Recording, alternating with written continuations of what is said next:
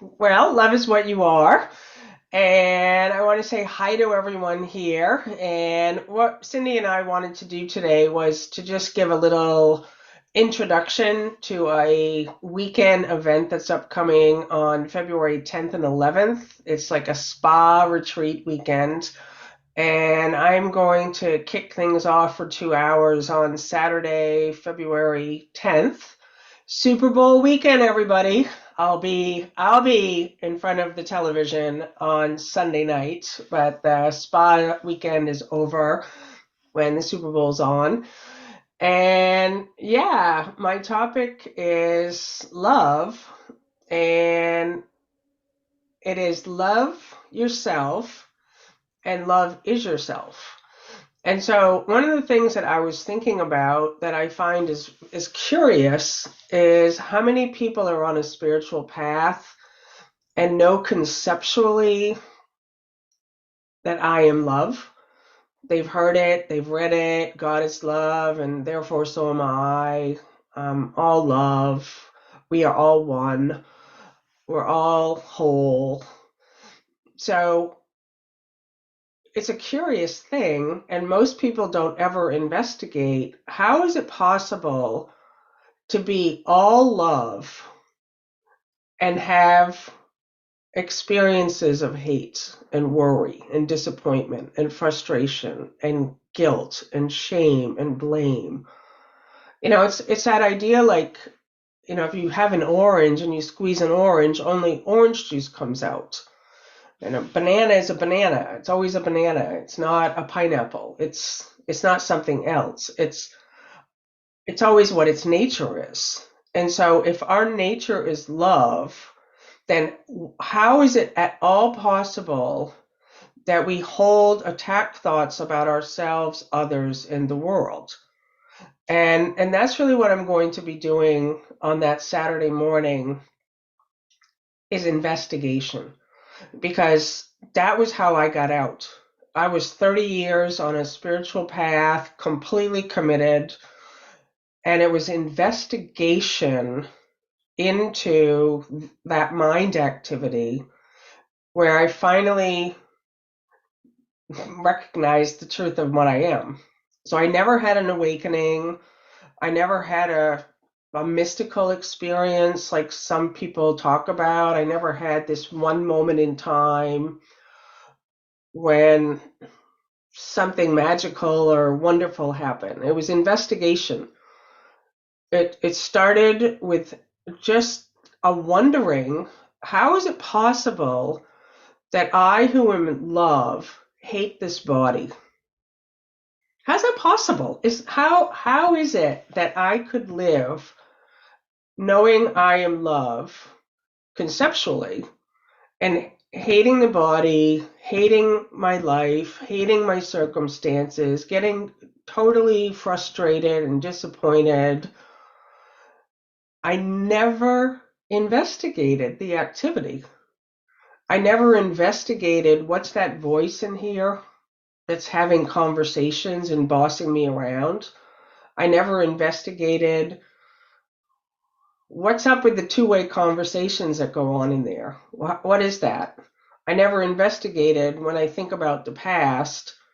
How is that happening? What is that? How do we think about the past? So it was very basic. It was a very basic, like a scientist with the little magnifying glass. Like, let me look. And And for me, when I began to see the mind activity, all those hatred thoughts and those shame thoughts and guilt thoughts, in the seeing of them, they began to disappear. So that was way different than anything that I had previously thought. I thought I have to be happy and I have to change my mind and I have to get rid of guilt and I have to let go of blame and I have to let go of grievances and I have to let go.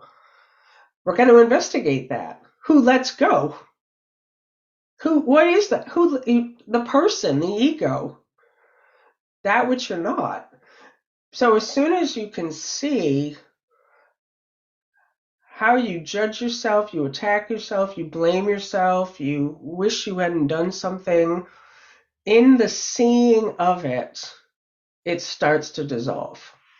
And so that's really what it is I'm gonna be talking about, is how love is is the whole answer.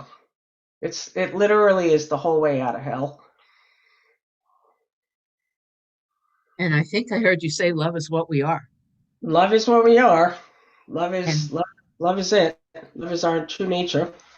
I'm going and to I check on Facebook and see if we got people watching. Let's see. How do I get there? Course in Miracles is your Facebook group, which is awesome. Course in Miracles. Here we go.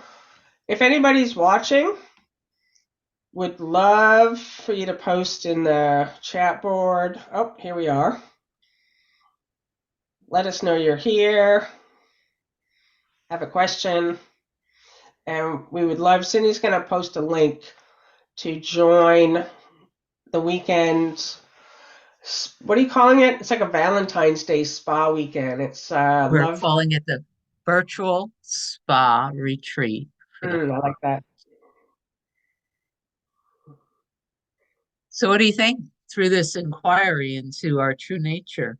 Are we expecting direct experience? Oh, definitely. Well, that's just it. I mean, I spent almost 10 years trying to heal the body, change my thoughts, transform, improve, fix, alter. And the one thing I never really did was just stand still. Like it's an interesting thing how it's all in A Course in Miracles. It actually says like conflict must be faced. Fear must be faced. We cannot evade it, set it aside, call it by another name if it would be removed.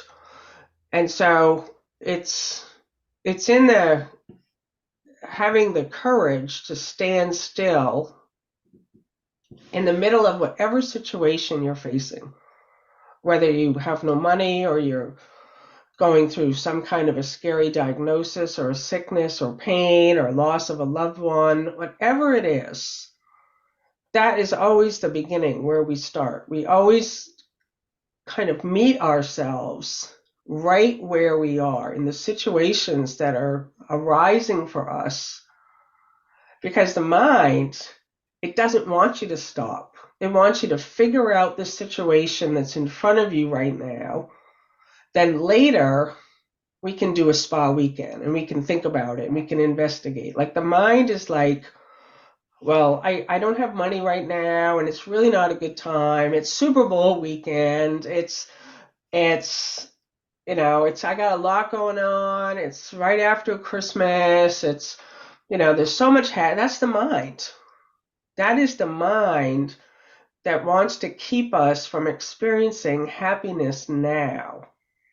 And so when you can start to see the mind activity and say, oh, I don't have to kind of wait till I have more money or wait till the body feels better or I feel better. No, when you feel the worst, when you feel like I don't know what to do, I cannot figure this out, that's when you come. And you come as you are. Don't fix yourself. Don't try to like make yourself better for this. Come as an emotional wreck. Come as you are. That's how we want you to come. We want you to really show up empty handed. My hands are always open when I teach, I notice. Like I always, whenever I'm teaching, I'm always kind of, they're lifted, they're open. Because that was a big one for me. Because in my kind of human experience, was a holding on and a fight. I was always like, I gotta fight everything. I gotta fight this sickness and I gotta figure this out and I have to work hard and I have to like study more and I have to do and you see like my face gets all clenched when you kind of think it's like holding myself in this place like I just gotta do the workbook lessons one more year. The first 19 years wasn't enough. I wasn't committed enough. Those first 19 years, I got to do them again, and I'm going to be committed this year. And that's what we do as the human personality structure that's holding itself in a location that's open, like open, open, open. Hands off the wheel. I don't know what I'm doing. Okay, that's where things start to change when we come as we are. And I love the price structure for the weekend. I mean, you've set up this price structure where, give what you can. And I love that. People can, if you have money and you really want to support the work of the Center for Awakening and the conferences and the 40-day program and just all the beautiful things that are done, then if you give more to help support these kind of events. And if you don't have money, then there's a price system for you also, or it's just like, okay, I want to be there. So yeah, I hope to see you there. Cindy, I love you with all my heart, and I'm just very grateful to just kind of share these ideas. Fabulous. I'm looking forward to it. You got time for one more question before we go? Mm-hmm.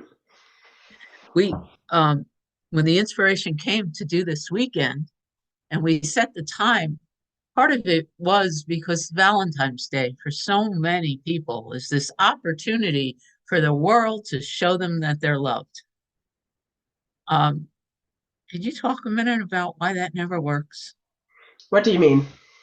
Well, the world, like I'm missing something. And but the world, the significant other is going to give me flowers and say, I love you. And that's going to leave me with this sense, Oh, I see. Mm-hmm.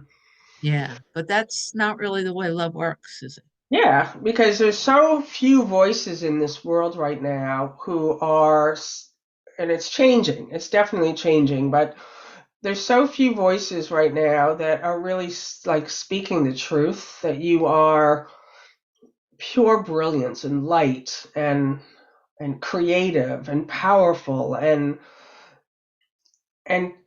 to have someone like give you that as a gift, and that's what someone gave to me. Like I had several different people over the years because that's how it works. God's always giving to God. Like always there's these expressions of love. I love what A Course in Miracles says, that a miracle is an expression of love. That's what a real miracle is. So even when someone gives those flowers and those chocolates, that's awesome, right? Like everybody loves that. Like it's just like, or a text message or a card or, those, every expression of love is maximal. So when someone gives like that, and they're just like, Happy Valentine's Day, and I love you and I appreciate you. But the problem with some of that is that it kind of doesn't lock us in to the love that we are. It like feels like, oh, the love is coming from out there. So that's good, right? Like it's that's how it actually works in reality. But we often think, well, where's the next gift? Where's the next expression of love? And so to have yourself remember that you are love, I am love, and that I'm needed here. That's what I want everyone to get out of this. Like this these past couple days I've been um, reading A Course in Miracles, and I was reading I Rest in God, and I just love that lesson so much. And I really identify with the priestess that's mentioned in A Course in Miracles, just abiding in God. And it says that this thought, I rest in God, is enough to wake up the sleeping truth in us. And this thought, I rest in God, is enough is powerful enough to call all minds to the truth where you're having that thought. So when it says that when you rest, I can't remember how it says it exactly, but it sounds like thousands of years are saved and thousands of minds wake up. And it says, I came to bring peace to this world. Well, that doesn't mean what we all thought it meant. Like, I think we all thought, well, I'm going to go be a peacemaker in the world, and I'm physically going to do physical things to bring peace. No. The way that works is that when I am resting in God and remembering what I am, and when I remember what I am, I remember what you are, I remember what everything is, that is how we bring peace to the world. We bring it in the quiet. We don't bring it in our physical busy doings. Like it can be like that, like we're doing a call right now and we're sharing these teachings. But the power of God, the peace that is shining in all of us now, and the recognition of this peace is how peace lights up every mind and how it comes to the world. This is the work we're doing here. It has nothing to do with starting up a business or doing big things, or do those things if you want to do them. Have fun for sure. But remember that the most powerful thing we can do to bring peace to this world and to bring peace to our mind and every mind is to remember I am love. I rest in God. I am as God created me. I am. And you are. And God is. See, my hands are always open. It's like, and then we love, and then we dance. So yeah, it's gonna be a party. It's gonna be a place. I really pray for people to really walk away from every session with a whole new way of seeing themselves.